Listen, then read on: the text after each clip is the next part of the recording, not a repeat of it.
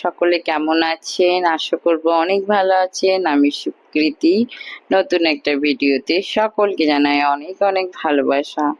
সকাল থেকেই মেঘ ভীষণ পরিমাণে রাগ করেছে। দেখো, ঝমঝমিয়ে বৃষ্টি হচ্ছে। এত বৃষ্টি সারাদিন ধরে হচ্ছে আর মেঘলা আকাশ। এই সময় কি ঘরে চুপচাপ বসে থাকতে ভালো লাগে? তাই সুন্দর আজকে একটা রেসিপি নিয়ে তোমাদের সামনে হাজির হলাম। বর্ষাকালে খুব রসালো এবং মিষ্টালো ফল হচ্ছে আনারস। আর আজ গুরু পূর্ণিমা, তাই অনেকেই অনেক রকম ভাবে নিয়ম পালন করছে। যারা পুজো করছে তারা একরকম করছে, যারা পালন করছে তারা একরকম করছে। আমি যেহেতু নিরামিষ খেয়েছি, কিন্তু কোনো রকম পুজো বা পালন করিনি, তাই বাড়িতে এই গুরু পূর্ণিমা উপলক্ষে একটা সুন্দর রেসিপি আপনাদের সঙ্গে শেয়ার করব। কি করব বলুন তো?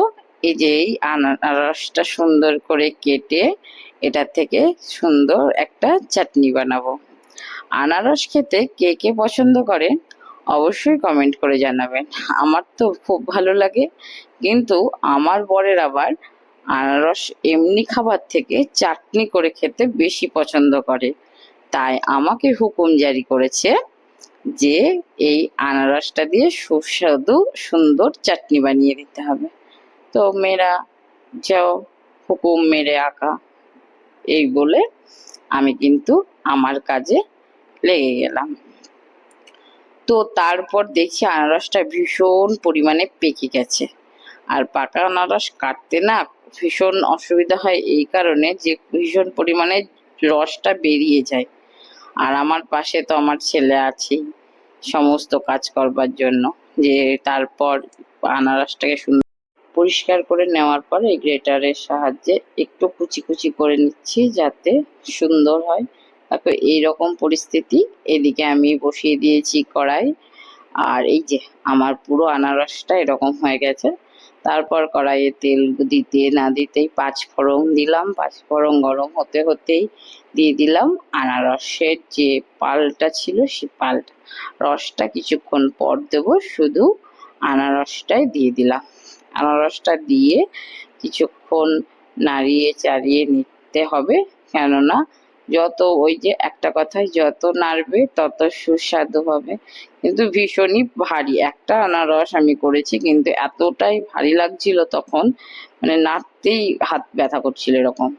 তাই যারা করবে ভেবে রেখেছো, বা আমার ভিডিও দেখে যদি কারো ভালো লেগে থাকে, অবশ্যই একটাই আনারস থেকে করবে।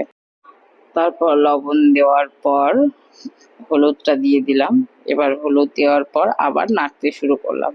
নাড়তে নাড়তে অনেকক্ষণ ধরেই নাড়তে থাকতে হবে, কেননা কি যত নাড়বে তত নরম হবে। এবার পেকে গেছে, গ্রেট করেছি, তাও না অনেক দানা দানা হয়েছিল, সেই জন্য একটু ঢাকা দিয়ে দিলাম।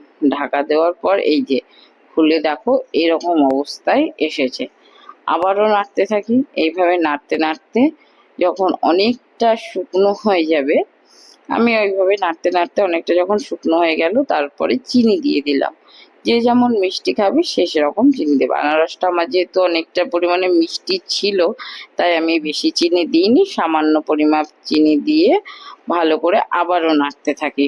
নাড়তে নাড়তে যখন শুকিয়ে গেল, যে রসটা ছিল আনারসের, সেই রসটা দিয়ে দিলাম। অনেকে এখানে জলও দেয়, কিন্তু আমি যেহেতু রসটা ছিল সেই রসটাই দিয়ে দিয়েছি। রসটা দিয়ে এটা নাড়তে নাড়তে অনেকক্ষণ পর কাজুটাকে ছোট ছোট করে কেটে দিয়ে দিয়েছি। গোটা কাজু দিলে তো মানে সবার মুখে একটা একটা করে গোটা গোটা পড়ে যাবে, শেষ হয়ে যাবে। আর এই কুচিয়ে দিলে কি হবে, আনারসের সঙ্গে একদম মিশে যাবে চাটনির সঙ্গে।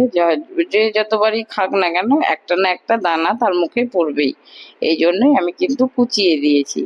আর এটাকে আমি টিফিন কৌটোর মধ্যে রেখে ফ্রিজে স্টোর করে রাখবো, যাতে অল্প অল্প করে অনেক দিন পর্যন্ত খেতে পারি। আপনাদের যদি ভালো লাগে থাকে অবশ্যই চ্যানেলটা সাবস্ক্রাইব করে দিয়ে